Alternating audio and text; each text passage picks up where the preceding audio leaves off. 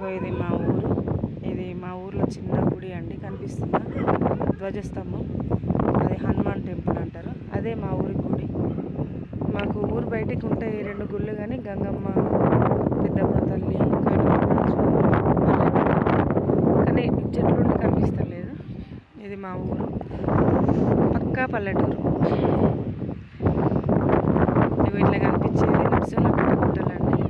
లక్ష్మీ నరసింహస్వామి ఒక గుట్ట మీద ఉంటాడు, వెంకటేశ్వర స్వామి ఒక గుట్ట మీద ఉంటాడు. కళ్యాణం, బండ్లు తిరుగుడు బాగా చేస్తారు, పండుగ బాగుంటుంది. ఊరు పక్కనే పంట పొలాలు ఉంటాయి.